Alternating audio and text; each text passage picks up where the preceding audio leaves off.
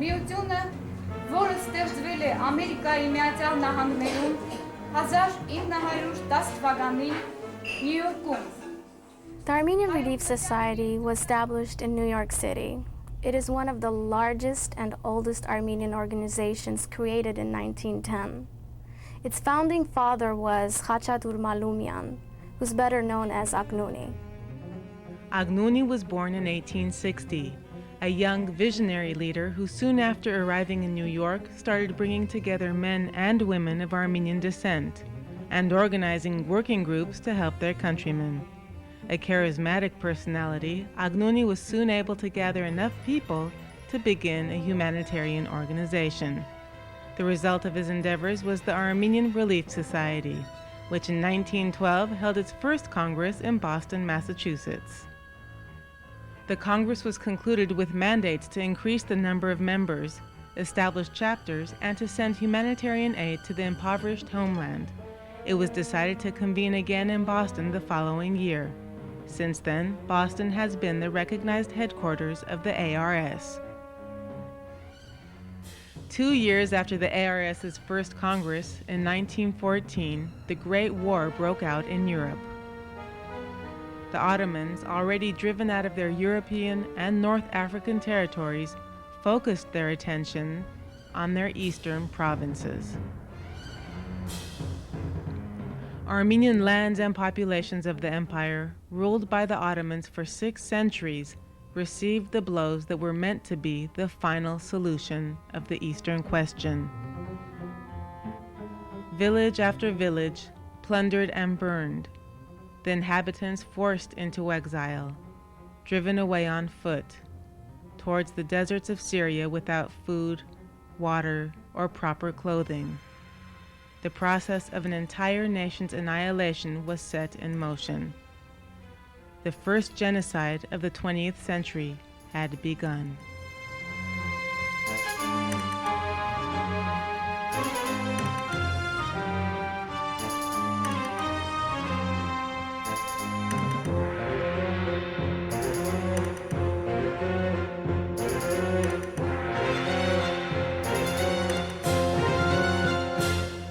International humanitarian groups arrived on the scene, particularly from the Scandinavian countries. Doctors, nurses, and social workers responded in numbers, bringing with them medicine, food, clothing, and tents. The ARS, although newly organized and inexperienced, could not remain idle. Its members, in concert with the Near East Relief Association, started collecting funds, shipping material and human resources to the refugee camps, and makeshift orphanages to the Near East, where survivors, mostly women and children, were now living in subhuman conditions. The process of gathering orphans and homeless groups scattered throughout the region was started. Soup kitchens, makeshift orphanages, clinics, shelters, and classrooms were put together.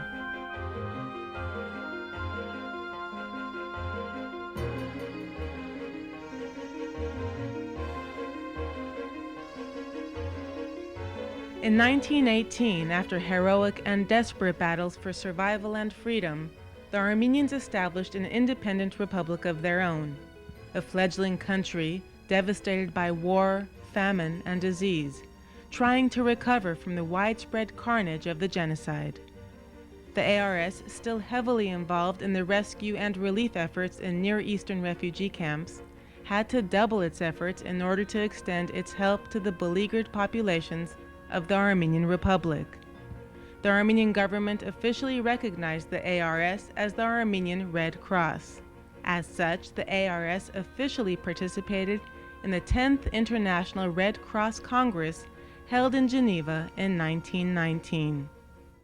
Basically, it was during this period that ARS set and defined its terms and patterns for the next generation, sort of the modus operandi. It was also during this time that the ARS came out with its slogan, "With the people, for the people." One can clearly see and understand the human aspect of the Armenian history by looking at the history of the ARS. more tragedy was in store. The Bolshevik Red Army was marching south, and they had reached Armenia's borders. At the same time, Kemalist Turkish troops, in coordination with the Bolsheviks, had already advanced and occupied large areas of the Armenian Republic. After only 2 years of independence, in December 1921, the fledgling Armenian state surrendered its sovereignty to the Soviets. Considered as a bourgeois nationalist organization, the Armenian Relief Society, along with numerous other organizations, was banned and ousted from the homeland by the new Bolshevik government. Ironically, the ARS was not allowed to exist where it was needed the most, and that was Armenia. Nevertheless, this humanitarian organization did not give up. It grew and expanded into other countries, such as the Middle East and Europe, providing assistance to thousands of people. A period of relative calm and stability followed, during which the organization grew in size and scope. In 1926, a major earthquake hit Leninagan, the second largest metropolis in Armenia, destroying most of the city and causing a large number of casualties. In view of the magnitude of the needed relief work, the Soviet government temporarily allowed the ARS to return to Armenia in order to do its humanitarian work in the stricken area. Returning to the status of an exclusively diaspora organization, the ARS grew and developed both in structure and in membership, particularly in the US, France, Syria, Lebanon, Greece, and Egypt. Together with its regions and its chapters, the ARS created schools, libraries, vocational training programs with special fields such as nursing. This was a maturing period for the ARS until 1939, when World War II broke out.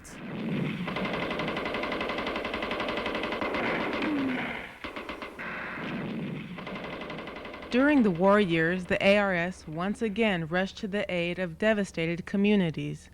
In Lebanon, Egypt, and Greece, the organization served the needy with the drop of milk and plate of food programs, while housing the homeless and caring for the children in summer camps. The world looked different after the war. Populations shifted. The number of refugees and immigrants increased. The Iron Curtain descended on Eastern Europe, and in countries like Bulgaria and Romania, the ARS was now banned. In the following years, the ARS supported day schools, cultural, and educational programs in a continuous and steady manner, alongside the traditional relief and humanitarian work that had become its hallmark. Thus, the ARS was there soon after the 1959 earthquake in Iran, as well as the 1985 Mexican earthquake.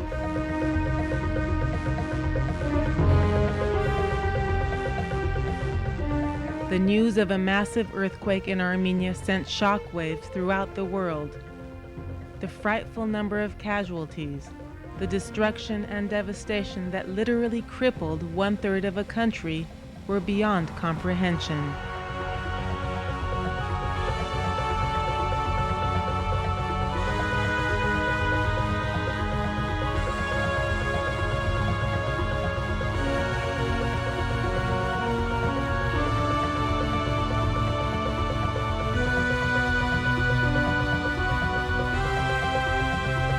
The whole world followed the rescue operations through the extensive reporting of the world media. As specially trained international relief and rescue teams recovered bodies and dug out survivors in the glare of press and television cameras.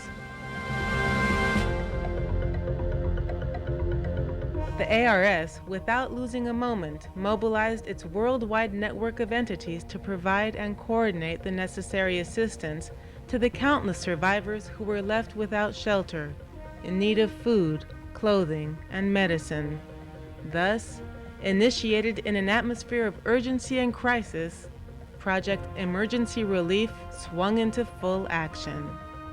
In the immediate aftermath of the earthquake, on January 26, 1989, after an absence of 63 years, the ARS, in the form of a high-level delegation, returned to Armenia. Since then, the Armenian Relief Society has provided assistance by rebuilding entire villages.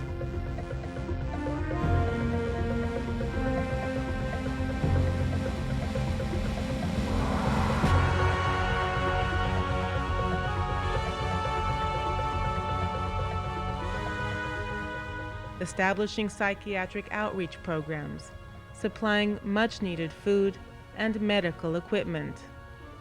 Multi-million-dollar projects, such as a prenatal clinic, doctors and nurses retraining programs.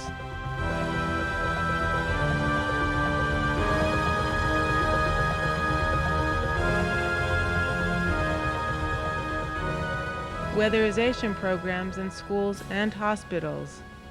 The Tallinn and Yerevan Optics nonprofit enterprises, and many other initiatives. Soon, local chapters with a regional executive were brought to life as the Relief Cross of Armenia, an official entity of the worldwide ARS network. In 1990, when Armenia broke away from the Soviet Union and became an independent state, or a republic once again, ARS returned to Armenia as an officially registered humanitarian organization.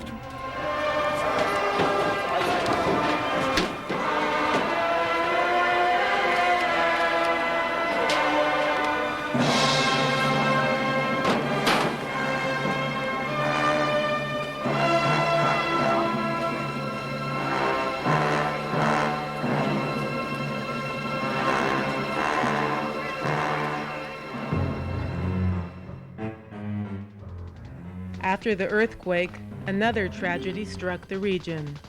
This time, the aggressive policies of ethnic cleansing practiced by the neighboring Republic of Azerbaijan against the Armenian populations of Karabakh resulted in an all-out armed conflict that thus far has claimed 20,000 human lives and turned additional thousands into homeless refugees.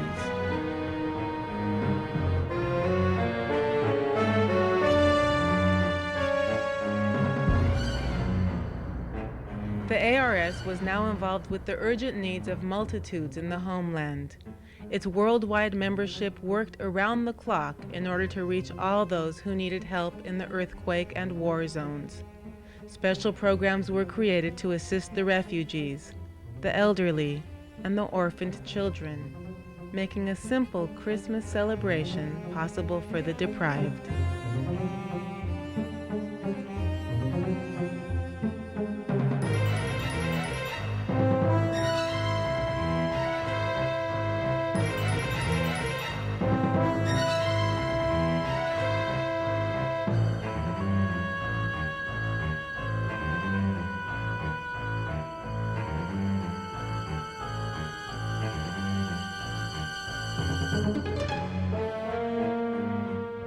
The ARS has its own international magazine, the High Sirt, which means the Armenian Heart. Along with other regional entities, the ARS publishes journals, booklets, and brochures. They cover health, social, and cultural issues through specialized studies and articles. Other areas of interest to the ARS are issues concerning women and children. One of the biggest and most successful programs of the ARS is its social services, especially in Los Angeles, which has the largest Armenian population outside of Yerevan. This office is operated by grants received from local, state, and federal offices, as well as from private businesses and individual donors. The ARS Social Services works with immigrants and refugees and the homeless and needy people, basically. It refers them to employers. It helps them fill out applications they are unable to fill themselves because they don't know the language, they can't read and write English. It conducts English as second language classes. It refers them to housing and shelter. Whatever their basic needs are of the day. Aside from all this, the ARS also has numerous humanitarian projects around the world.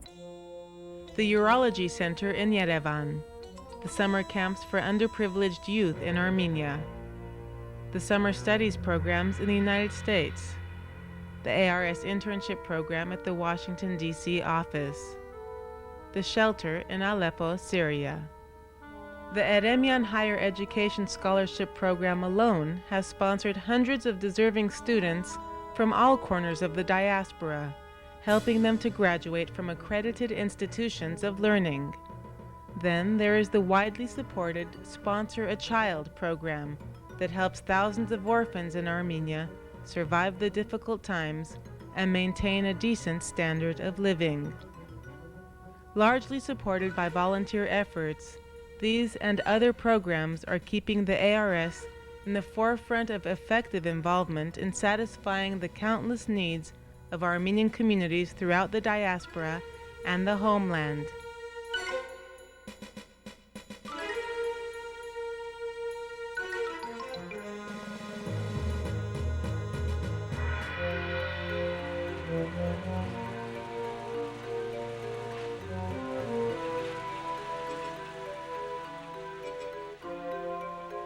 Since 1965, the ARS has been active in the United Nations as an NGO, a non-governmental organization.